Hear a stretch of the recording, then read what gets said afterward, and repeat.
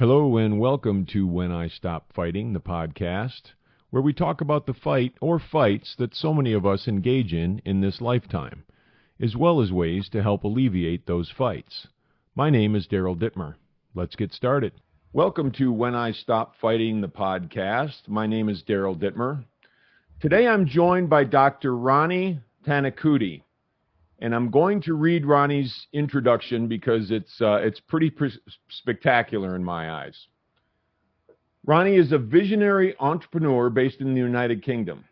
As the esteemed founder of AmazingYou, she has carved an indelible mark in the field of holistic wellness. Armed with a diverse array of qualifications, Dr. Rani is an international clinical hypnotherapist, a certified Mars-Venus life and relationship coach, a skilled breathwork coach, near and dear to my heart, a compassionate chakra healer, a proficient Lifeforce Compassion Practitioner, a seasoned Past Life Regression Practitioner, a perceptive tarot reader, and an insightful astrologer, among so many other wonderful things. Dr. Rani, so great to have you on. Thank you so much for joining me today. Thank you so much, Daryl, for inviting me to be part of your channel, and really excited to be with you and your wonderful audience today. Thank you so much. Thank you. Thank you. I appreciate that. We're lucky we had the chance to talk a couple of weeks ago, and I was just so excited after meeting you and getting a chance to interact, and you know, we had a great discussion, which was wonderful on your podcast, and I'm looking forward to furthering that discussion today. I think probably the best place for us to start might be just to get an idea of your story and where you came from and how you grew into all of these wonderful practices, and then we'll take it from there. All right. Okay. That sounds good to me. So my story, wow, there is a lot to say, and I'll try to keep it brief, not go to too much details for your audience because of our limited amount of time. So I would say that for me, the biggest experience was losing my grandmother at the age of 4 years old. And my parents were really busy. They had my little sister to look after, and they had to work. So I was not given much time, because of the circumstances. So I grew up believing that I wasn't loved, that I wasn't important. And at that time that my grandmother passed away, just after she passed away, I also experienced sexual abuse at kindergarten. And then after a few years, I went to primary school at the age of 6. I was bullied by a school teacher and I was trying to defend one of my classmates and to stand up for her. But the teacher was really upset. At that time, some teachers were very traditional, and they want children to be quiet, not to talk in class, but I was the only one who would stand up and always have something to share in a good way, taking the side of my friend, my classmate. But he didn't like that. And he harassed me every day, waiting for me at lunchtime where I would come back with my dad, and he would always tell me, I will cut your hair. And he scared me for the 1 year that I stayed in that school, and I never told my parents because of previously having been sexually abused. I remember my family were not very happy after that happened. They changed my kindergarten school, but then after that incident, I got really scared to open up to my parents. And I was glad the day that I left that school, that's when I told my parents that teacher used to bully me. And also, that bullying continued so at university it was fine, at high school it was good. I was but a very, very quiet student always. I always remember in my report book they would say I am very quiet, very polite, which if I was a teacher I would question that nowadays. because I was really too quiet compared to my classmates. And when I started working, so as I grew, I realized that the issue became bigger and bigger and bigger because I never knew how to address it. And as I started doing my PhD, I started seeing some signs of the bullying happening with the supervisors. I didn't pay much attention. I say, okay, that's fine. But when I started working, it became really a big issue for me. I was changing jobs every 1.5 years in the UK. And that was very challenging because not only I was changing work environment, adapting to new teaching modules because I teach at university. And I also had to move residence because I wanted to be closer to the job. And it's easier when you are closer to attend to deliver evening classes. So that was giving me a lot of work, moving house, moving jobs every 1.5 years. And every 1.5 years, I would start to feel itchy if I stayed too long in a job. I say, no, I have to look for another job because of the bullying, but I never felt safe in those jobs. And, and later I realized I will tell you a bit more in my healing journey. So that continued for about my whole academic career, about 12 years, 15 years in academia. In 2020, in the UK, when the pandemic hit, I realized I need to do something about it. I've been searching since I left my last job that I had to leave the job in 2017 because the bullying was so serious. I realized I started to think from that day, there is something else. There is more to me. I've never felt happy in those jobs. There must be something wrong with me that I need to find out. So I've been questioning myself, was looking for the right thing to do, looking for a course that would help me to understand that. But I didn't want to go back to university. I've been teaching in academia for so long. I studied for so long. I realized all these theories never helped me to heal any of the wounds I had. I say, no, I'm not going to do an academic course. I want something else. It's something else. Been praying about that, asking God and doing a lot of self-reflection. And in 2020, when the pandemic hit, I found a course because the bullying was also not only the bullying, but there were other issues attached to it. I always was very sensitive to the food I eat. I suffered from irritable bowel syndrome, and the irritable bowel syndrome was getting bigger and bigger with the trauma, with the bullying, because I was suppressing so much inside for so many years. So there were these issues, but also there was a third issue. All my life, I never really had a stable relationship. So the only relationship I had lasted 3 months in 2018. And that helped me to really dig deep within myself and look more and find out more about really what I'm looking for. What is love for me? So 2020 was the opportunity. That was a great time for me, I would say, the pandemic, because it helped me to really find and to spend time looking inside of me. I've been always looking outside of me, Darren. So this was the first time I could I've been always meditating as a child.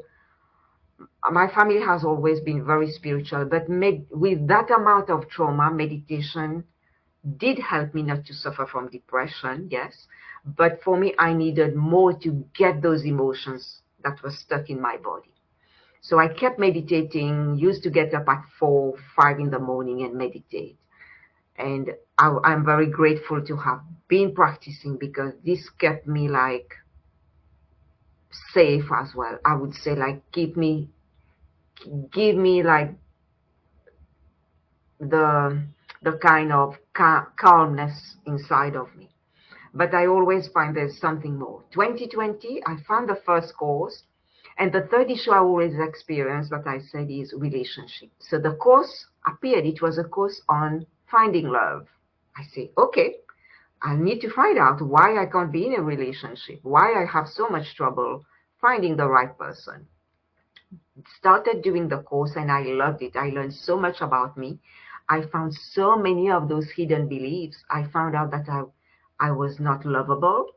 I found out that I was not worthy of abundance and of love. And I started to change those beliefs, and create my first vision board. So that was a wonderful course. I am very grateful for that course because that course opened my eyes to something that helped me a lot, which is the hypnotherapy. That's when the second course that I found at that time, I was on 5 courses during the pandemic. Every day I was studying at night. And I am asking myself now, how did I do that? Because now I don't find the time, Dara. And because now I have clients, so I do other things. So when I started to dive into the hypnotherapy course, which is about to help myself, to understand myself more, that's when we went to the root cause with the teacher, with the practitioners. We practice on each other. These practice sessions help me a lot as I practice with my other members in the group. Help me to heal the irritable bowel syndrome. So now I am more able to have bigger variety of food on my plate. And also I do not suffer from stomach pain.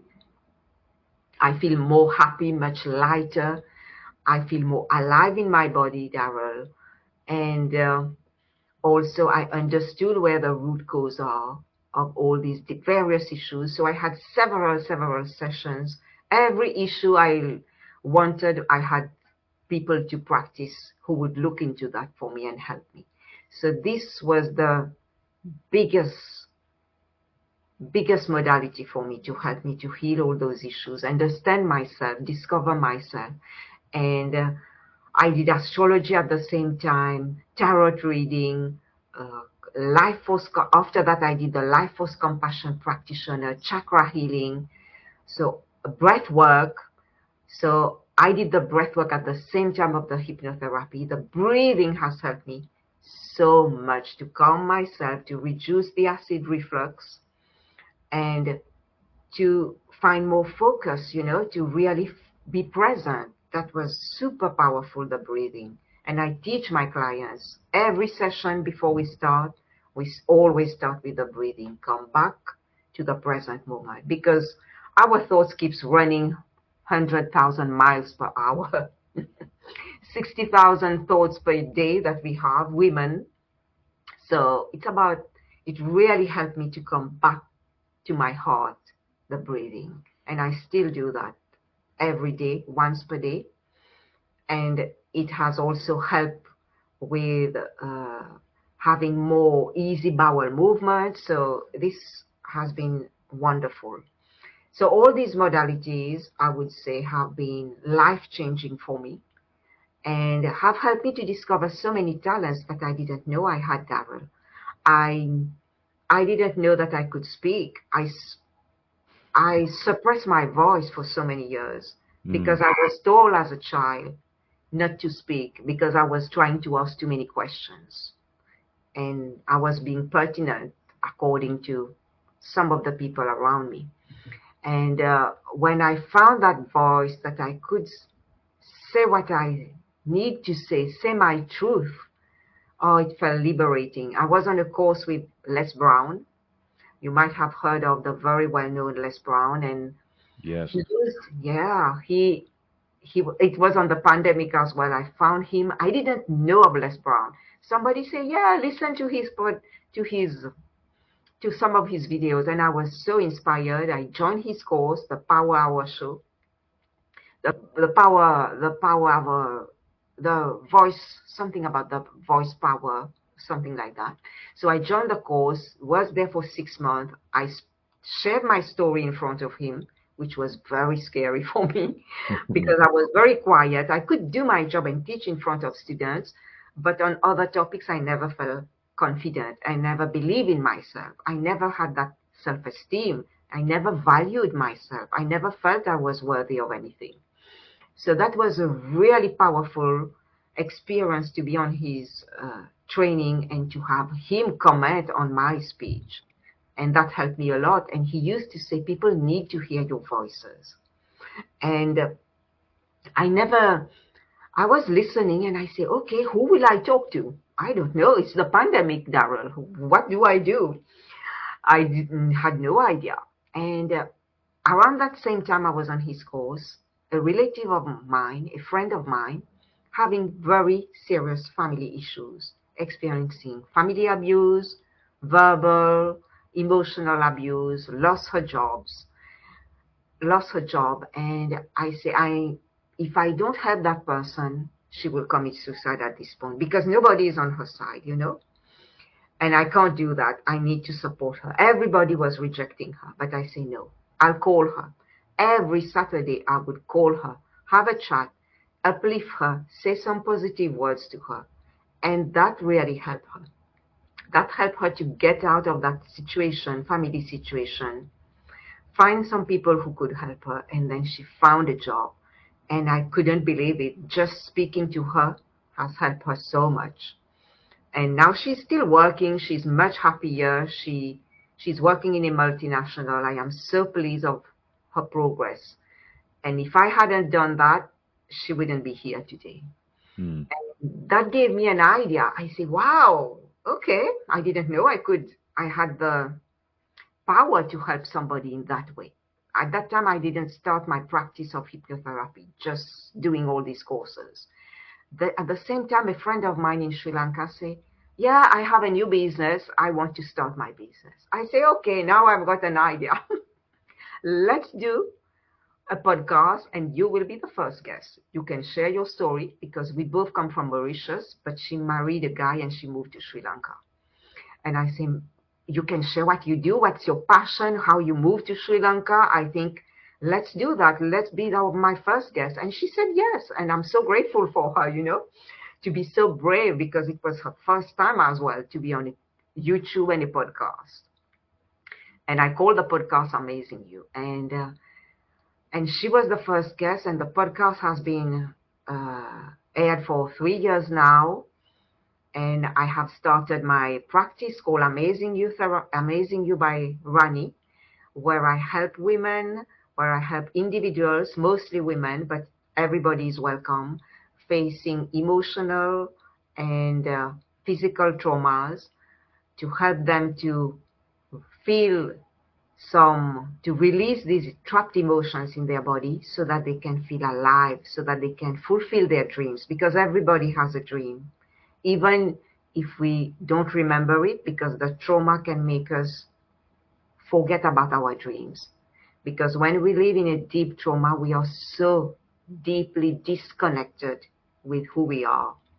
We are not the person that we should be because we have covered ourselves with all the layers of conditioning from our environment, from our school, from our media, our family. The belief that everybody has told us has been put on us, and we are no more ourselves. So I help clients so that they as well can fulfill their dreams. So it's been an amazing journey.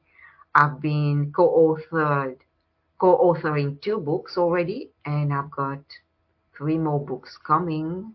I'm really, really excited of the gifts that I've discovered within me that I didn't know that for all these years. It was just dormant within me. So I have a quote that I always share is, the treasure that you are the treasure that you are seeking. Because we are the treasure, and we hold so much treasures inside of our heart, of this beautiful body that we've got. Yeah, so that's a bit of my journey. I love it. That was phenomenal, and I know you and I connected on your podcast, and our stories, although different circumstances, different sort of experiences, different things happening to us and around us, but there's so many similarities. There's so many similarities and I have to say, one word that I that kept coming to me as you were speaking was courage.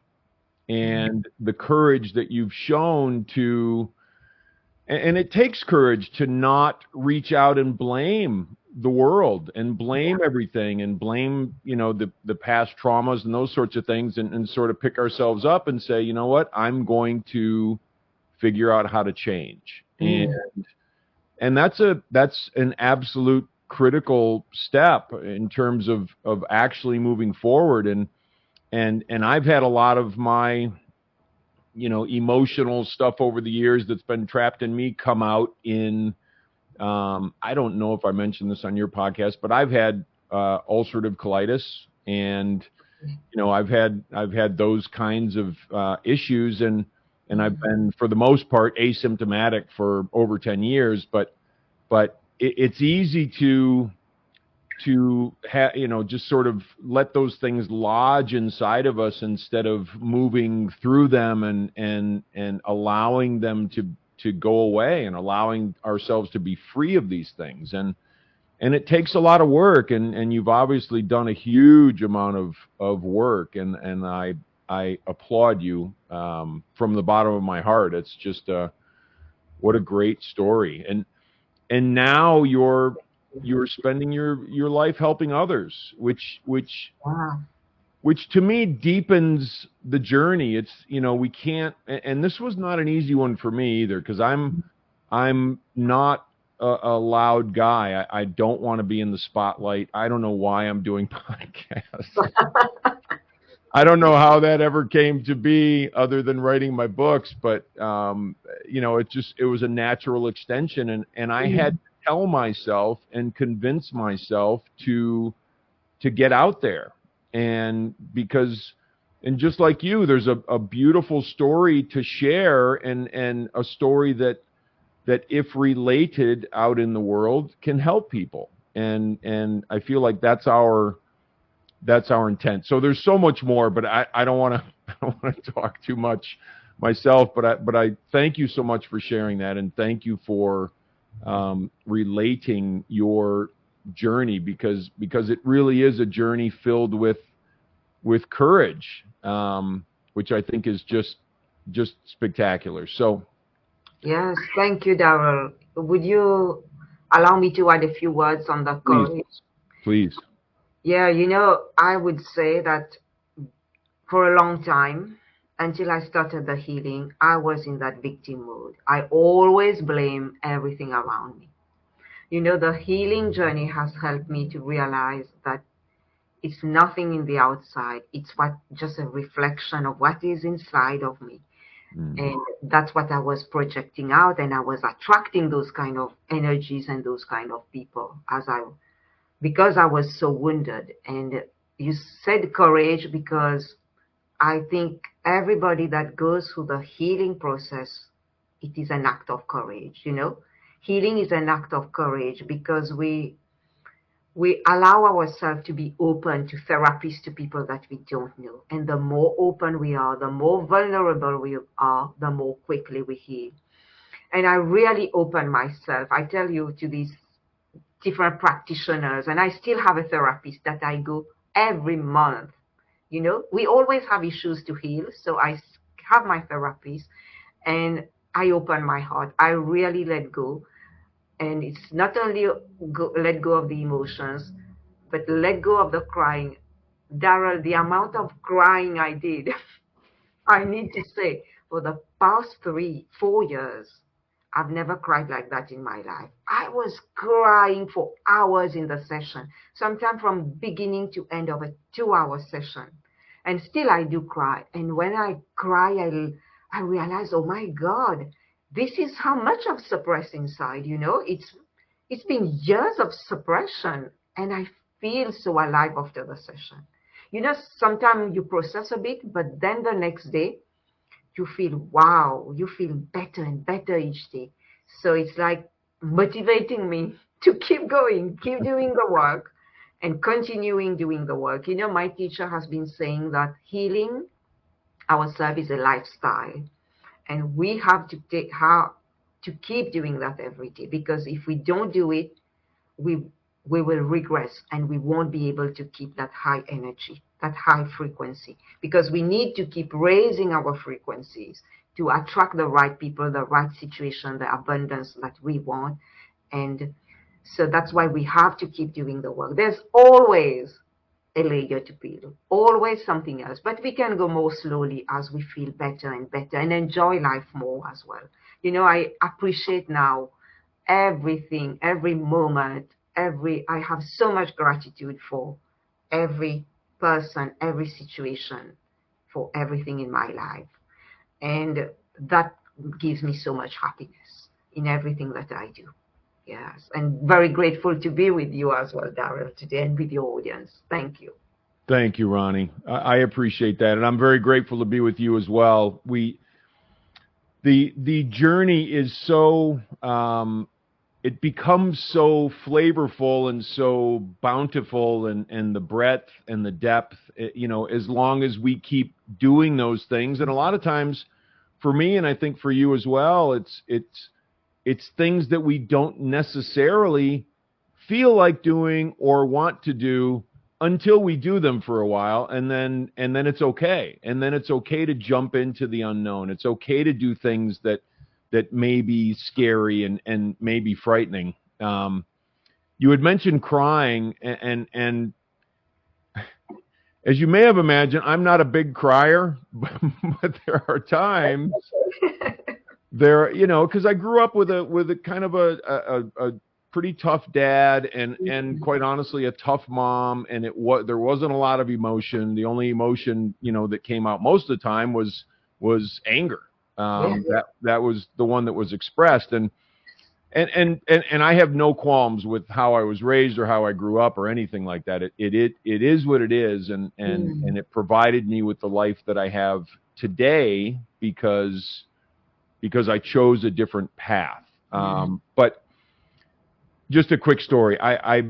This was probably, and I've done this a couple of times. A few months ago, I'm sitting out on the deck in the morning, and sometimes I get up at 4 a.m. and I'll just sit there and look at the stars, and I'll breathe, and I'll watch the shooting stars and that sort of thing, and just it's a beautiful quiet time where I can just be present. And during that time, this particular time, I started talking to my parents, and my parents are both deceased. My mom's been deceased since I was 35, and my dad was 2013, so 11 years ago. And so they're both deceased, but I was just talking to them and saying thank you to them, and I just started bawling. I just started bawling, and it was the coolest thing because. And I've done that before in different ways, but it was just the coolest thing because I felt that connection, I felt that release, I felt that healing. Things just get a little smoother in there, a little better in there, and it just no matter how many years it's been, there's always something else that we can do or experience or try, and that was just a beautiful moment to me that you reminded me of. So thank you. You're welcome. Daryl, when you were saying that, how you process your emotions, it's very different from how I process my emotions, And I was talking to my coach, Dr. John Gray, who wrote Men Are From Mars, Women Are From Venus. I'm sure you've heard of that book. Sure. And yesterday it was fascinating because he just said that how men and women, we process our emotions differently. That's why the Mars-Venus gender intelligence coaching, because we understand from his research, he has done years of research also based on Harvard studies that have showed that men and women process their emotions differently, And for men, meditation would really help them to look within, to sit down, to focus. But as we women, because our brain is wired differently, men and women, that's why men are more single focused, women are more can focus, multitask, different things. And for women, he said the best way for healing We could go through therapies where we have somebody we can talk, because women, they feel supported when they talk. So that's how we heal better. Or for women, we can express our emotions by dancing or singing as well. So he said these are very different ways of how men and women have their own ways of healing. And that's very important to understand, because like you were saying, that was your way of processing your emotions. You don't need to cry like I cried, but in your own way. Because I talked to some other gentlemen, I say, how did you heal during the pandemic? One gentleman told me, I was doing a lot of self-reflection. I say, wow, tell me more about that. And he told me I was writing every day. For him, the way to process it was writing in a diary, writing. And because I told him, you are a different person that I saw before the pandemic. Tell me what you've done to change so much, so profoundly, because I can see it. And then he told me, and now I can connect the dots. Like Steve Jobs said, you only can connect the dots looking backwards. So now as you are talking, I'm having that aha moment and connecting the dots. That's so true. Men and women, we process our emotions differently. And it's important as women to understand men, so that we give men that space, very important. Not to ask them, oh, tell me what you are feeling, because for them, they process it differently. Or if the man is quiet, because the men, how they process is they go in their cave, they need their space, and that's how they process their emotions in their own way. But the women will say, no, you don't love me, come here, tell me more. But women need to understand, leave the man alone, let him be by himself.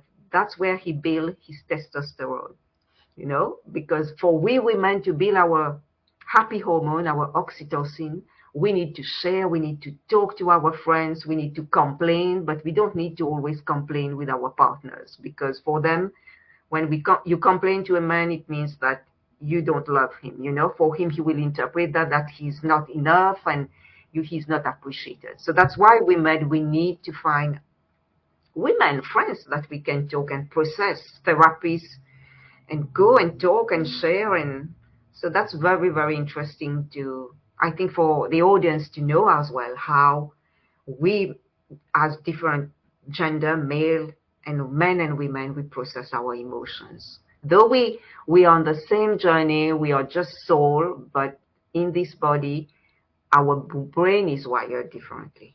Yeah, and that helps a lot to even also improve our relationships when we understand that, because we understand each other better. Without a doubt. Yeah, no, I think it's great, and I think those distinctions are very important. And you had mentioned meditation and breath work and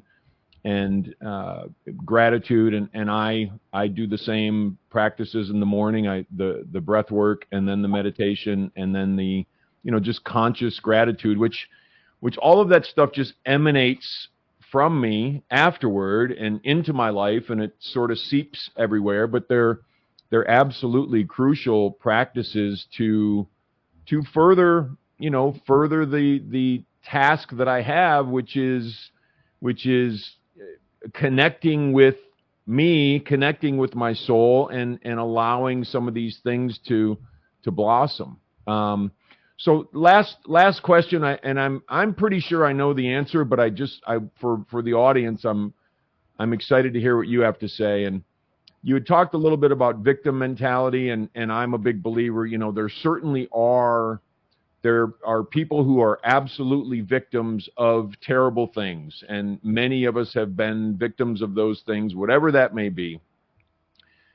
And this is not to be confused with a victim mentality. A victim mentality is something very different. So, absolutely. So when I look at a story like yours, or a story of people that have gone through difficult traumas and that sort of thing, can a person find themselves actually at some point grateful for having gone through those things? And how do you feel about that? Yes, I would say that's a great question, Darrell. Thank you for asking. You know, as individuals, as we start to peel those layers and to deepen our knowledge of spirituality and understand that we are just more than this body, you know, we are all spirit, and that this is not the only lifetime that we had. We had so many other lifetimes on different universe, different dimensions, and we are just here on this journey to learn our lesson. You know, the greatest school is not university, it's life. Without a doubt. Yes, because why life is the greatest lesson? Because here we have the tests first, and then we get the results. Yeah, we have to go through test after test, and that's how we learn our lesson. But in university, you learn the lesson, and then you have the exam. Right. Right. Yeah, so as we learn on that journey, that spiritual journey, because we have to deepen our knowledge and understanding of who we are on that self-discovery journey. I learned, it took me a lot of time. I learned to accept myself. I think it's about finding acceptance, finding compassion that I am on this journey. Yes, I come with I might have done different things in different lifetimes to different people, but I am in this lifetime to become a better version of me and to forgive myself and to forgive other people, knowing that it was, I did things, but I can correct them now because I am the writer of the story, of my story. I am the alchemist. I can change things now, you know, and that gives a lot of hope because yes, we do make mistakes on that journey, but we can correct ourselves as well. We can do better the next time. So I would say definitely we we can change that. And would you please repeat that question for me? Sure. Just the can we be grateful for the things that we've gone through in our past? Yes, and I think the more grateful we are because everything that we've experienced in the past is helping us to grow. Nothing comes at us to kill us, you know. Everything, because we have that strength within us, that's why we get those challenges. We get, because that helps us to become stronger and stronger and stronger, to become a person that realize how much potential we have. Without those challenges, we would never have found how powerful we are. And I was talking to somebody yesterday or recently. That person was telling me how many challenges they've experienced. Yes, it was on a podcast that I was doing. And the lady was telling me how she came from a very poor background and how many challenges she experienced. And she told me that those challenges, even she experienced recently, every challenge has helped her to go within and find that within her is the strength. It's not outside of her, you know? So that's helping us to realize how powerful we are because we are super powerful individual. You know, we are more than this body. Our body is more than just that we see. It's made of energy, of electromagnetic field. It's made of geometric shape. So we are super powerful. And when we realize that as we go deeper, it is amazing to know that the things we can do and we can change in our life, what we can create and manifest, and knowing that there is a higher power within us, around us, that is guiding us, that is helping us because we are a divine being, you know, we are part of that divine power. We are one with that divine power, and we have as much power within us. So I think every challenge in the past, I am very grateful for the hard lesson. Yeah, the lesson was hard, but the harder the lesson, the higher you rise if you do the work. you know. That's what I believe in, because every lesson is making you to realize how much potential, infinite potential lies within you. So want to tell the audience, remember how powerful you are, because you are amazing, you are super powerful, you are superhuman. So never let people put you down. Just remember that you are powerful. And if you can't remember it, listen to the song by Sia, You Are Unstoppable, because you are unstoppable.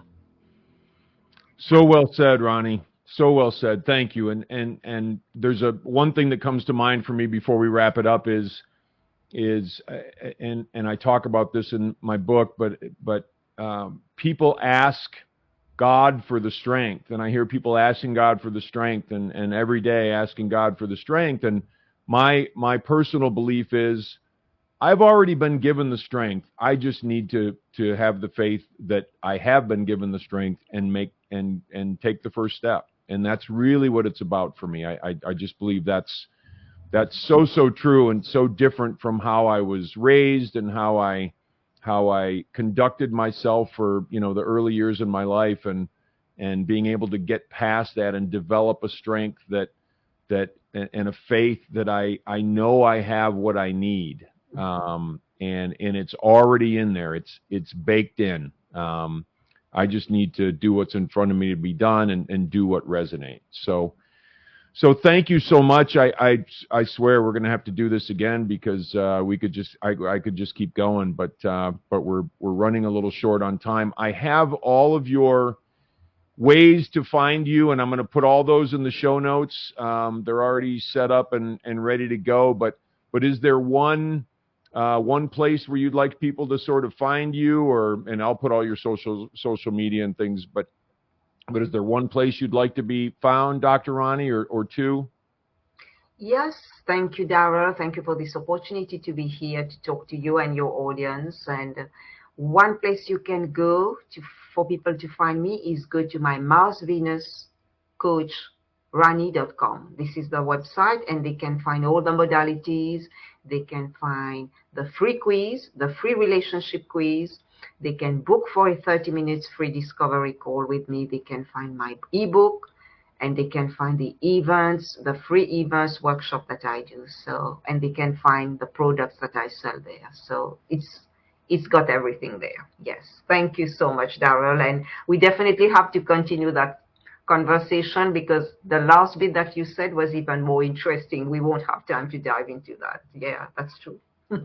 Thank you, Ronnie. Thank you so much. I appreciate you sharing your wisdom and your experience and your story, and you know, that's just that comes from that courage, and that comes from that strength, and I really appreciate it, and I know everybody who's listening and or watching will appreciate it as well. So thank you again.